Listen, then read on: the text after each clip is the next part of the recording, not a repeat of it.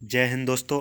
आज हम बात करने वाले हैं UP plus head operator and assistant operator के फॉर्म में जो ज़रूरी डॉक्यूमेंट चाहिए उनके बारे में। चलिए आगे बात कर लेते हैं। इसमें जो ज़रूरी डॉक्यूमेंट है, जो जाति और निवास से लेकर बहुत ज़्यादा कन्फ्यूजन है, तो आज हम उसे क्लियर करने वाले हैं। चलिए वीडियो को स्टार्ट करते हैं। तो चलिए, जो नोटिफिकेशन है, सबसे पहली बात ये है, वो गई है mobile number to be verified through OTP। जो आपका मोबाइल नंबर है वो आप सही लगाएं, अपना मोबाइल नंबर लगाएं, क्योंकि उससे OTP वेरिफिकेशन होगी। और दूसरा आपका ईमेल ID। तीसरा आपका scan colour passport size recent photograph. जो आपका फ़ोटो कलर में होना चाहिए, जो कि 11 से लेकर 30 KB के बीच में होना चाहिए। स्कैन सिग्नेचर, आपका जो सिग्नेचर है वो 5 से लेकर 10 KB के बीच में प्रिंटर द्वारा स्कैन किया हुआ होना चाहिए। जो कैटेगरी सर्टिफिकेट है, वो आपका जो जाति प्रमाण पत्र है वो EWS OBC SC और ST के लिए चाहिए होगा। आपकी जो जनरल कैटेगरी है, तो आपका जो कैटेगरी सर्टिफिकेट है, यानी जो जाति प्रमाण पत्र है, वो जनरल कैटेगरी के लिए नहीं लगेगा। तो आप अगर EWS OBC SC और ST से हैं तो आपको अपना जाति प्रमाण पत्र लगाना पड़ेगा। आगे बात कर लेते हैं non creamy layer certificate for OBC category within the period of 1 April 2021 to last date to submission of online application form. जो आप OBC हैं, जैसे जनरल में EWS बनता है, वैसे ही OBC में नॉन क्रीमी लेयर से सर्टिफिकेट बनता है।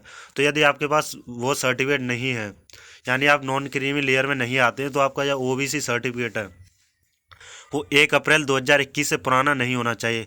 यानी आपका यदि मार्च 2021 में बना हुआ है, या 2020 का, 18 का, 17 का, वो नहीं चलेगा। आपका 1 अप्रैल 2021 से लेकर जिस दिन तक आप फॉर्म भरेंगे उस दिन तक का हो, वो चल जाएगा। यदि आपने अभी तक नहीं बनवाया है तो आप बनवा लीजिए, जो कि 8 और 10 दिन में बन जाएगा। सिर्फ 8-10 दिन में जो आपका बनकर आ जाता है। तो आप अपना जाति प्रमाण पत्र नया ही लगाएं। आगे बात कर लेते हैं इसके जो केंद्र का जाति प्रमाण पत्र चाहिएगा या स्टेट का। तो आपको बता दूं, ये स्टेट लेवल की वैकेंसी है, तो आपको इसमें स्टेट लेवल का ही जाति प्रमाण पत्र लगाना पड़ेगा। यदि आपके पास केंद्र का जाति प्रमाण पत्र है, तो यदि आपने एग्जाम निकाल दिया तो आपको फाइनल जो डॉक्यूमेंट वेरिफिकेशन होती है उसमें निकाल दिया जाएगा। इसीलिए अपना जो जाति प्रमाण पत्र है वो स्टेट का ही लगाएं। यदि आपके पास नहीं है तो आप बनवा सकते हैं, अभी काफ़ी टाइम है। आगे बात कर लें income and asset certificate for EWS category. जो आपका EWS कैटेगरी है तो उनको अपना इनकम सर्टिफिकेट भी लगाना होगा। बाकी जनरल OBC SC और ST को अपना इनकम सर्टिफिकेट लगाने की कोई आवश्यकता नहीं है। डोमिसाइल सर्टिफिकेट, यानी जो निवास प्रमाण पत्र, इफ़ UP डोमिसाइल, यदि आप उत्तर प्रदेश के निवासी हैं तो आपको अपना निवास प्रमाण पत्र है वो जमा कर, उसमें जो स्कैन करके अपलोड करना पड़ेगा। यदि आप अदर स्टेट से बिलोंग करते हैं तो आपका जो डोमिसाइल है उसकी कोई ज़रूरत नहीं है।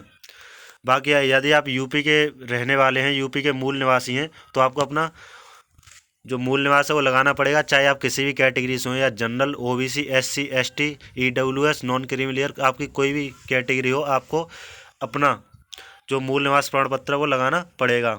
आगे बात कर लें dependent of freedom fighter certificate. यदि आप किसी स्वतंत्रता सेनानी के डिपेंडेंट हैं तो आपको उसका भी सर्टिफिकेट लगाना होगा। यदि नहीं तो आप उस ऑप्शन को छोड़ देकर नो भर सकते हैं उसमें, तो आपको कोई ज़रूरत नहीं है लगाने की। आगे बात कर लें O level certificate in computer from डोएक अथवा नीलेट। यदि आप अपना O लेवल का सर्टिफिकेट लगाना चाहते हैं तो वो सर्टिफिकेट या तो डोएक या नीलेट बोर्ड से होना चाहिए। अदर किसी बोर्ड का आपका जो सर्टिफिकेट है वो नहीं चलेगा, सिर्फ डोएक और नीलेट का होना चाहिए। आगे बात कर लें B certificate of national cadet corps. जो आपका NCC सर्टिफिकेट है वो, यदि आपका B सर्टिफिकेट है तो आप अपलोड करें।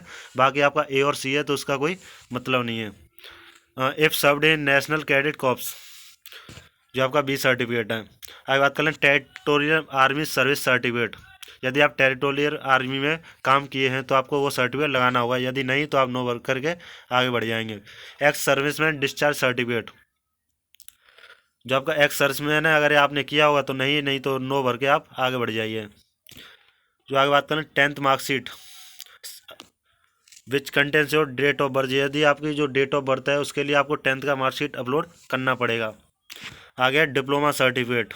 जो आपका डिप्लोमा सर्टिफिकेट है तो ये आपकी high school and diploma certificate है। ये आपके 50 से लेकर 600 KB के बीच में JPG और PDF, इन तीनों में से किसी भी फॉर्म में अपलोड कर सकते हैं। आगे बात कर लें नोट 2 में, जो कि साफ साफ आपको दिया गया है application with blurred photographs eligible signature unclear scanned images of documents will be समरली rejected.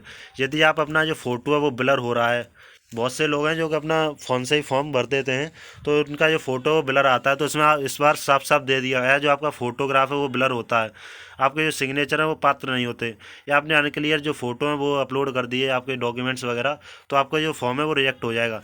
ये कंडीशन आपने एसएससी जीडी के भी बहुत देखी होगी, जो कि बहुत से लोगों के सिर्फ फ़ोटो की वजह से फॉर्म रिजेक्ट हुआ था।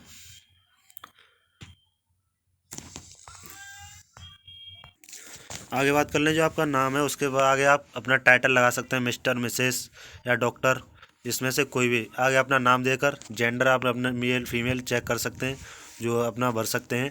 अपना ईमेल आईडी लगाएं जो कि आपका ही होना चाहिए, ना कि साइबर कैफ़े वाले का।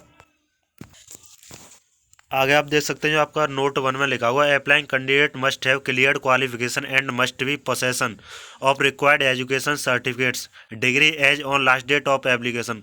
कैंडिडेट्स हु हैव अपीयर्ड और are appearing for the required qualification and do not have education certificates degree are not eligible to apply for this requirement।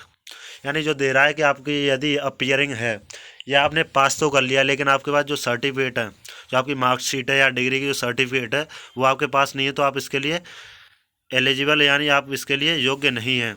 तो जो बंदे अभी अपीयरिंग हैं, जिन्होंने डिप्लोमा पास आउट नहीं किया है, तो वे इस फॉर्म को नहीं भर सकते हैं। और यदि जिन्होंने पास तो कर लिया लेकिन जिनके पास फाइनल मार्कशीट नहीं है, तो वो भी बंदे इस फॉर्म को नहीं भर पाएंगे, क्योंकि इसमें जो साफ साफ नोटिफिकेशन में दिया गया है कि जो आपका डिप्लोमा है वो पास आउट होना ही चाहिए। जब तक आप फॉर्म भरेंगे उस दिन तक आप लेकर आ जाइए भले ही। तो अब लास्ट डेट तक जो फॉर्म भरे जाएंगे वहाँ तक आप जमा कर दें। कैसे ही ओरिजिनल मार्कशीट जो आपकी फ़ोटो अपलोड होगा तो आप उसे कर दें, आप वो एलिजिबल हैं। यदि आपके पास वो मार्कशीट नहीं है या यदि अपीयरिंग है जो फाइनल में है, तो वो इस फॉर्म को नहीं भर पाएंगे।